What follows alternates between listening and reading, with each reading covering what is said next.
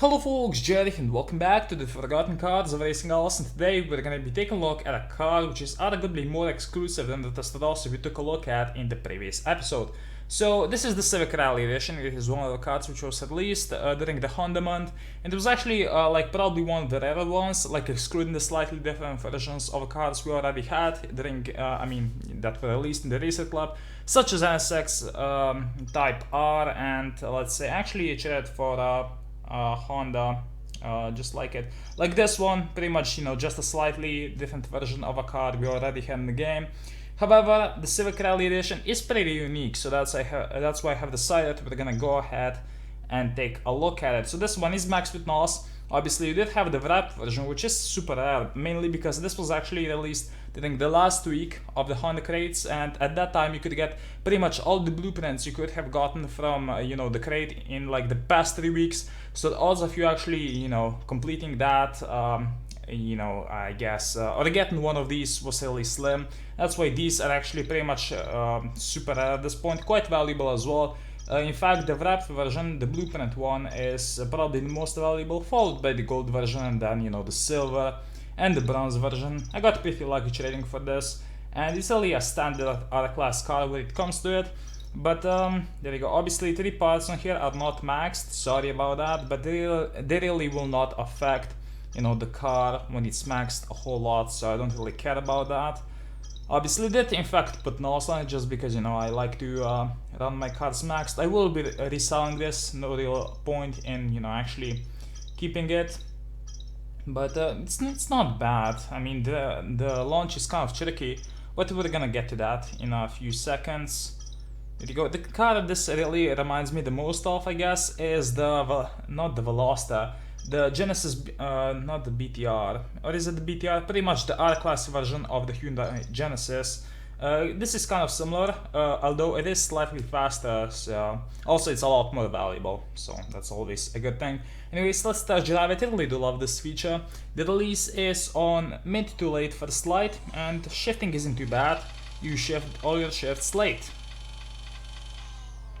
Yeah, I fucked this up completely. I would rather have a foul than a, not good run.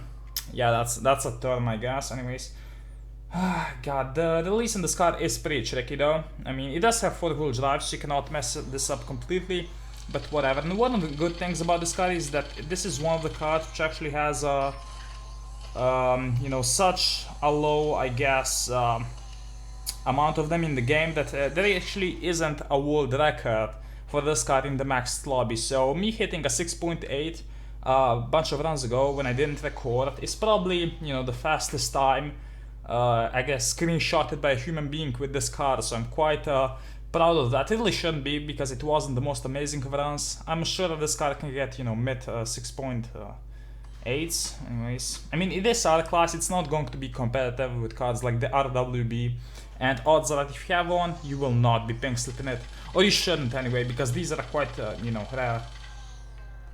Oh, for God's sake, come on. I'm getting rusty. I mean, I didn't turf this week just because the turf card was garbage, and next week we have one of my least favorite turf cards as well, so yeah, I'm probably gonna get quite shit actually running cards, even though this one doesn't look bad. You get a horrible feeling when running this card that you are pretty much hitting the rev limiter every single gear, and I mean, I guess it's just because it's not maxed. There's a weird sound when you shift, but whatever. As you guys can see, this would be 6.9. Actually, I thought this would be faster, but I guess not. Who knows, maybe got super lucky during, I mean, when I got the 6.8 run, whatever. I'm still gonna go ahead and post, the time I got down as a world record. Oh, for God's sake. Okay, so the shifting actually isn't bad here. Like, it's quite easy to get the first gear right. However, I'm used to racing cars which do have faster shifts, so I just mess it up regardless, which is quite unfortunate. I guess I can blame my shitty brain for that. And well, fuck it, it happens. Let's have another run. I'm probably gonna foul again, but whatever. Guess not. Come on, like, did the car break or something? Or I don't think I hit the NOS button there, even though I did. But I guess the game didn't register it because you know, not because, but because like hashtag racing all those things, just racing all those things. Yeah, I didn't even hit the fucking NOS there, and I guess best time ghost is still broken because it always shows a shitty reaction time, and they didn't hit NOS even though I clearly did. You cannot get, you know, a time like that without hitting the NOS on this car. But whatever. So I guess that's what you can hope to achieve if you have a car which is maxed out NOS.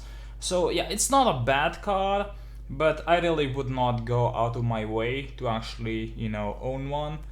But it will get people's attention, especially because it is gold, even though, you know, metallic cars are starting to become a thing again, which, you know, it's not bad. People will go ahead and collect these. And, you know, I'm just gonna go ahead and sell it for 20 bucks because I can, because that's what the market allows me. So thank you guys for watching. My name is Jerry, and I'll see you in the next video. Bye.